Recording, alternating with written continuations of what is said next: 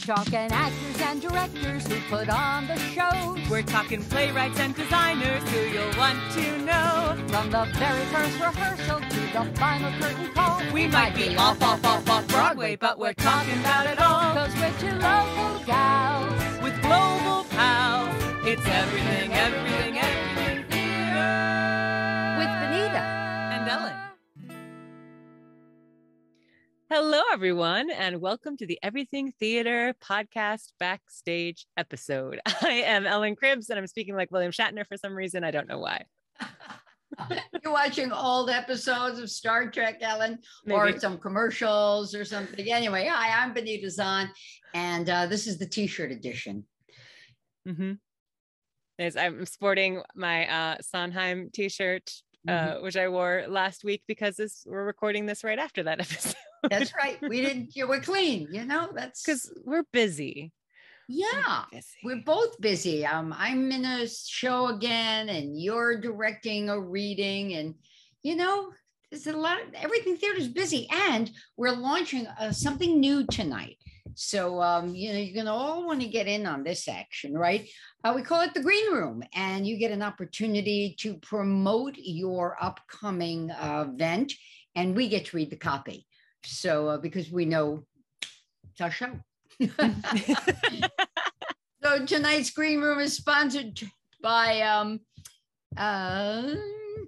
by Schenectady Light Opera Company and their upcoming production of Ordinary Days, September 22nd through October 3rd. Director Mark Christopher, music director Maria Germain, producer Amy Clark. Now it's set in New York City, and the sung through musical follows four characters and how ordinary lives connect in extraordinary ways. So it should be a load of fun. Deshita Cortez is in it, Michael Camello, Christine Meglino, Nick Gatzendorfer, Ryan Fuchs, and Reagan Zlotnick. So head on over to Slock and check it out. It looks like it's going to be, I think it's a real classy kind of a hip show. What do you think, Ellen? Yeah, this is a new title to me, so that's exciting. I love seeing plays I haven't seen before. So Ordinary Days over at Slock, September 24th through October 3. Great cast, crew, get on it. Get on it, because theater is back. Yeah. And that really leads, you see, you're so good, Ellen, because that leads into what our question was about going indoors. And, you had directed a show outside. I was in a show outdoors. I just did barbecue with the Black Theater Troupe of Upstate New York, and we performed at the Stephen and Harriet Myers House on Livingston Avenue. Great spot for Great venue, yeah. And we had great houses and outdoors and masked, and now we're going indoors and masked. And we talk, are you ready for your close-up? Are you ready to go inside? And first of all, to kind of start this, we'll read our comments in just a second. I want to send a huge shout out of love to all the artistic directors and all the box office personnel, because I know that a lot of theaters, at least in the capital region, have put policies out there about requiring vaccination, if not vaccination, proof of a negative COVID test, and masked indoors. And I know that they've gotten a lot of flack, a lot of angry emails. There was actually an article from the Times Union today all about this. And I feel my heart really goes out to these people, theaters doing their best to exist right now and to move forward. And it really is in the best interest of the performers, of the crew, of the audience. It's the way that theaters are going to be able to keep going and not have to shut down completely again. And I hope audiences start to understand that, the ones that are angry about the policy. Yeah, look, I understand. We both do, the frustration of this time for so many reasons, but please keep it at home. People are doing their jobs. They're going to work. Don't shoot the messenger. Yeah, exactly. So with that in mind, let's see what our listeners said about coming back to the theater. Do you want to start us off, Benita? Sure. Sita says, I'm ushering in several theaters. I think 100% mask use, as well as demanding either vaccination record or a recent negative COVID test result, are necessary. These measures are in place at curtain call and cap rep. Nothing's 100% safe, but these steps would go a long way. And sending people who would not comply home, exclamation point, immediately, exclamation point. Temp checks are just security theater, pun intended. Look, the temperature check really doesn't tell you. Right. Because you may not have a fever and still be sick, or have a fever for a whole different reason. But yeah, it's one of those things. It makes people feel like they're being secure, but it's really not doing much of anything. And you've got Kyle from Fort Salem next. And Kyle, hey, I emailed you. We want to hear from you. Don't leave me hanging in the wind, dude. Hopefully we'll be talking to Fort Salem in the next episode. Right back, we've got a slot for you. How was that? Yeah, there we go. That's how we get our guests.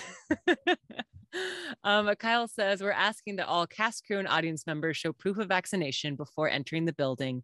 All patrons are asked to wear masks, though vaccinated. Hello, it's late at night. Though vaccinated actors are not.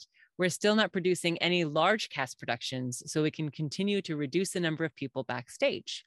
Yeah, Michael says, what lies ahead is something of the great unknown, with news of the different variants, the continuing stubbornness of so many resisting vaccinations for myriad reasons. It's very difficult to look ahead with any certainty in terms of being involved with theater or attending productions that can be a guaranteed 100% verifiably safe.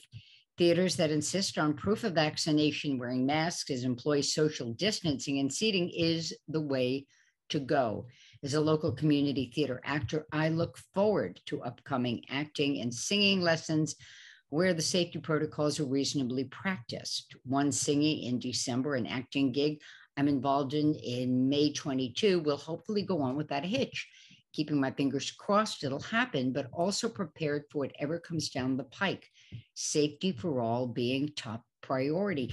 And things do, thank you for that. And things do change.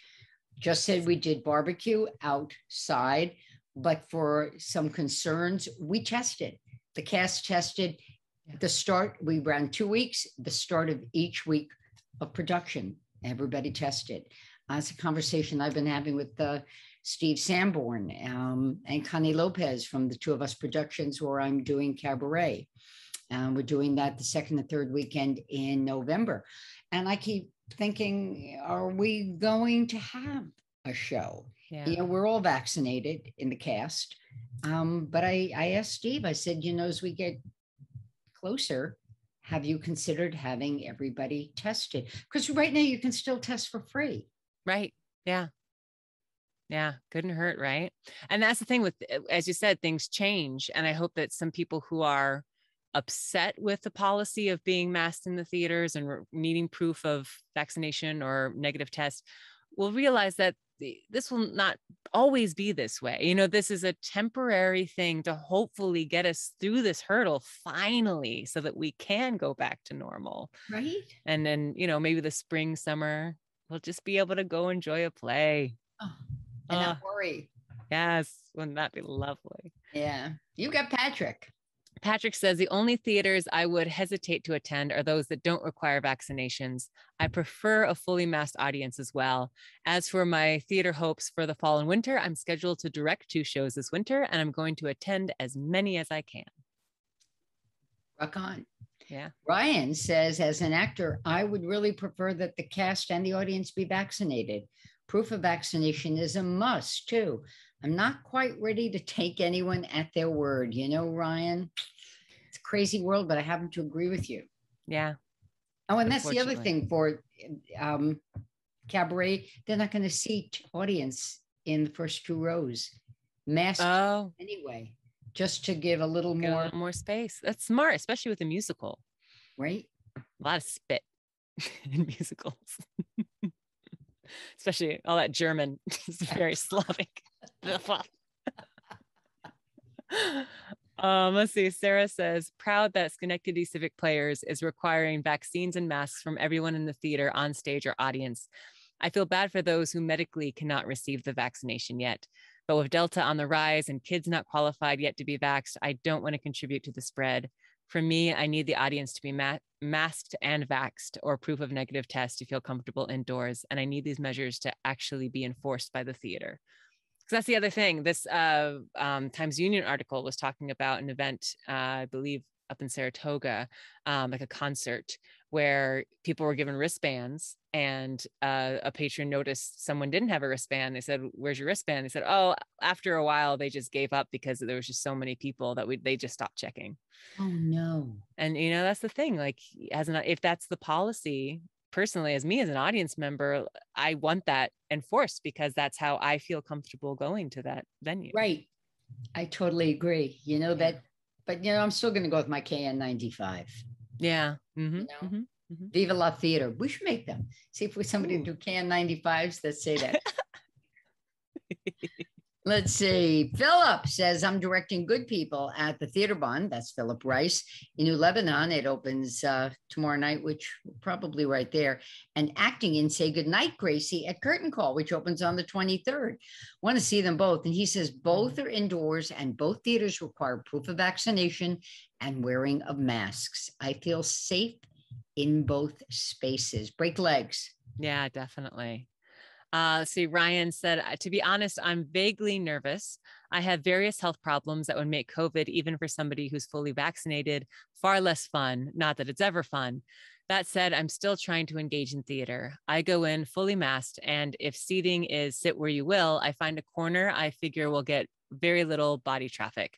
I'm one of those they're suggesting third doses for, so I'm hoping that once I get one, I'll feel a little safer. At the same time, I'm of the opinion that we're already out and about in the world living our lives again. So if we're already taking those risks, then the risk for theater is worth it. Also, while schools and New York State are mandating that college students and professors be vaccinated, I found that theaters are doing a better job with vaccination and mask mandates than the colleges I teach at. They're trying. There's just a lot of students and professors, and lying is not a lost art form. Form in my little space here made me yawn. And said to say lying is not a lost art form. I think if only. I think I'm freezing. That was warm. Now I look like I'm making a face.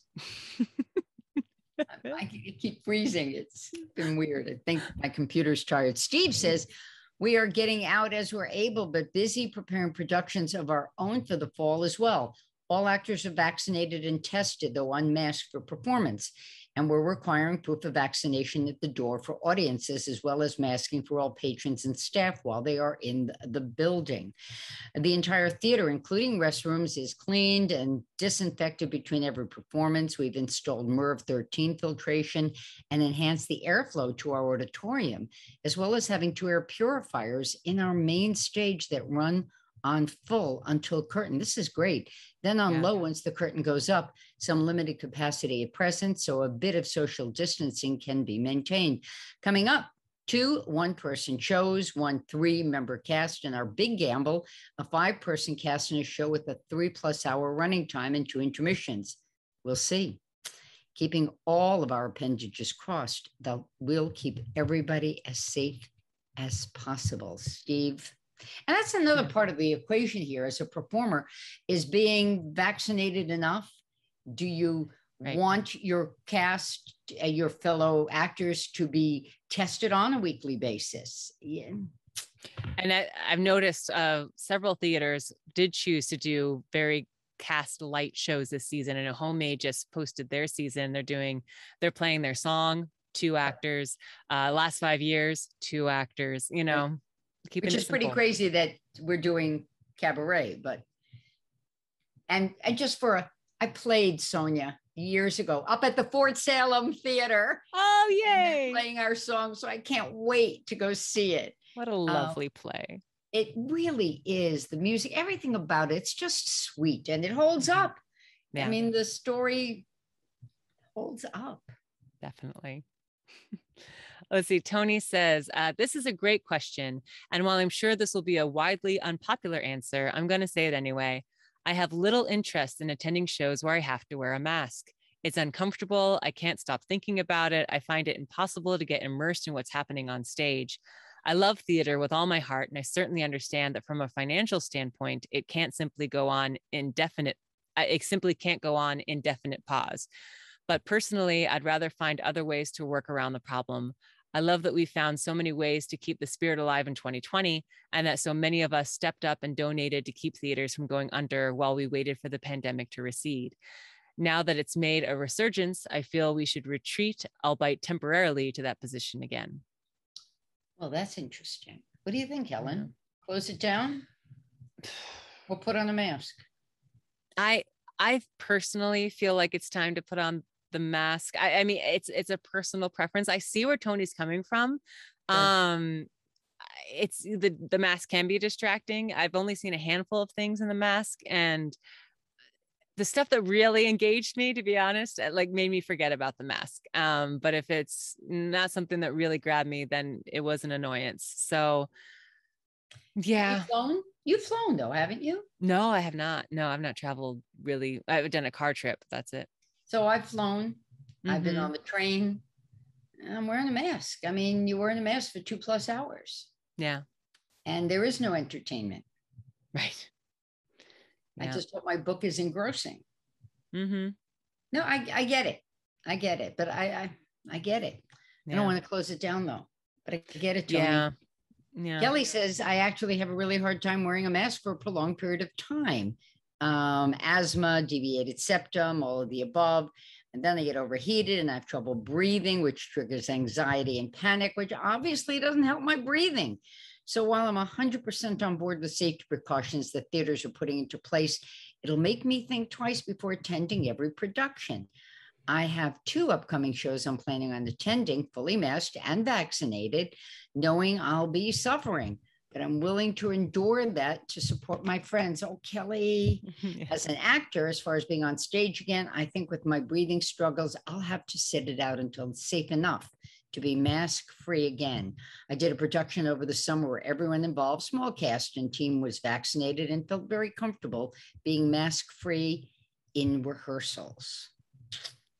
Yeah. You know, we're all, like I said, you know, all vaccinated, and you're working with a crew that's all vaccinated and you're mask-free, I'm sure.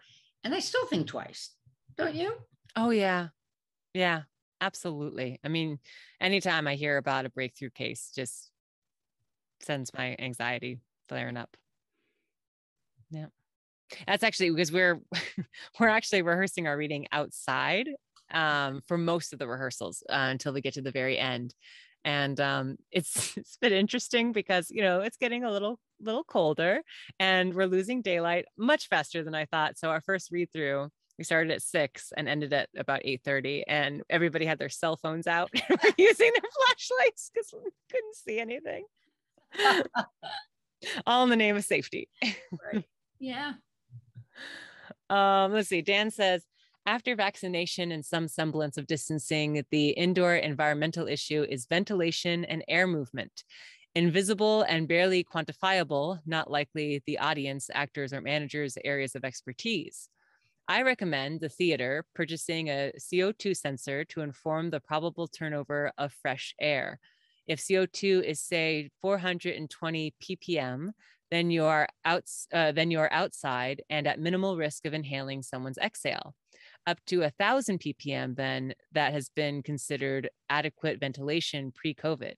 There are other technologies that can sanitize the air, but likely not affordable. I will wear a mask if you insist, but may choose not to show up. My enthusiasm needs to be revitalized. You know, I hear what everybody's saying. Mm-hmm. I hear it. I feel it. I guess we just have to make sure whoever's producing theater makes it scintillating. Yeah. So the mask doesn't really bother you. I mean, Heather Liz says, I'm all for theaters requiring vaccination and masks. If you're not going to socially distance seating, it's really a must. And that's become an issue also, because at what point have you separated your audience so much that the economy of scale isn't there? Right. you know. Part of me also personally hopes that putting vaccine requirements on attending cultural events, shows, concerts, sports, festivals, etc., will help get/convince some people, some vaccine holdouts, to finally get vaccinated. Why not use FOMO, fear of missing out, as a tool for getting the masses vaccinated? Oh, if only it was that simple, Heather. Because that's been part of, it is out there. And then unfortunately, it just raises an anger response. Yeah, that's the angry emails all the theaters are getting right now. Yeah. What do you mean? I wish there was some easy answer, but it's interesting. So I guess in listening to this, at least 75% of people are going to go back as long as you've got to be masked and vaccinated. Yeah. Mm-hmm. And the people who aren't, it's not that they, look down on the mandates. It's just that they struggle with keeping that mask on. And I hear it. I mean, I'm very fortunate that I don't have a job outside of my house. So this past year and a half, my mask wearing has been limited to going to the store to pick up groceries, seeing the occasional friend for an outdoor dinner, rehearsals, very, very minimal mask wear. So I can't imagine the people who are in the mask almost all day. It's a lot of work. I tell you, listen, when I was still at News Channel 13, we went to masks. Yeah. And you walked into the studio in your mask and took it off when you went to the anchor desk.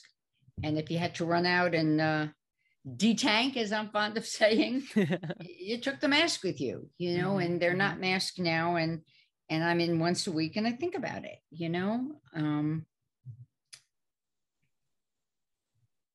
and, I'm coaching people face to face and we're sitting there for an hour, face to face, masked. Yeah. Yeah. I want to take a moment and just remind folks that Ordinary Days is the next production upcoming at the Schenectady Light Opera Company.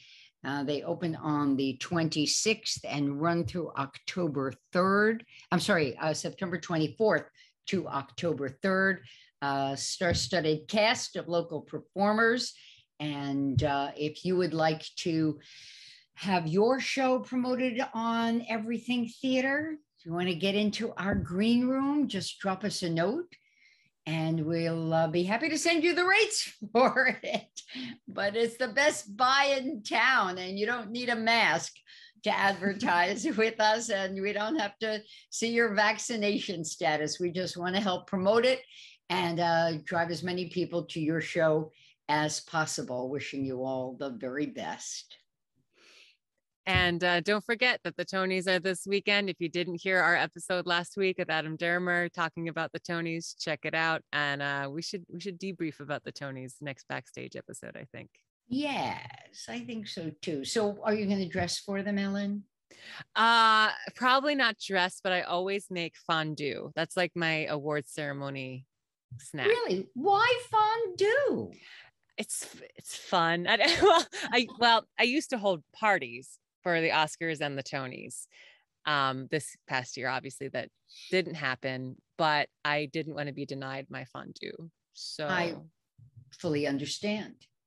Yes. Let me actually put on some gussy up a little bit. There you go. Gang, everybody, how about this, Ellen? If when you watching the Tonys, send us pictures.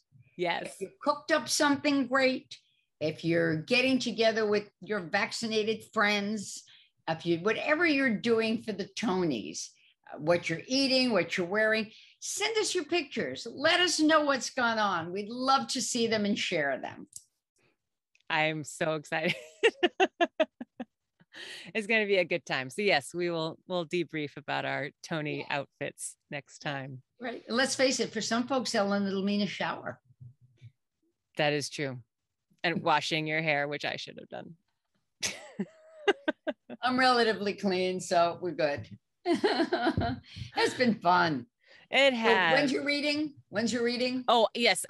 Schenectady Civic Players. We're doing a reading of The Ladies of the Camellias, one performance only on October 3rd at 2:30 p.m. So check it out. Your calendars. Yes, and we're doing it. I just found this out. We're doing it on the stage. Normally we do it in the lobby, but to help with social distancing, they've moved us on the stage so that the audience can be more spread out in the theater. Spectacular. Great cast. You don't Yes. want to miss it. Put it on your calendar. I think that's all I got for you. What do you think, Ellen? I think so. Well, it's been great. It's always good seeing you. It's always good hanging out. Always good to have all of you join us. There's something you want to hear, see, let us know. We might do it. You never know. Because you know what? We are everything theater. Bum, bum, bum. Thanks, everybody.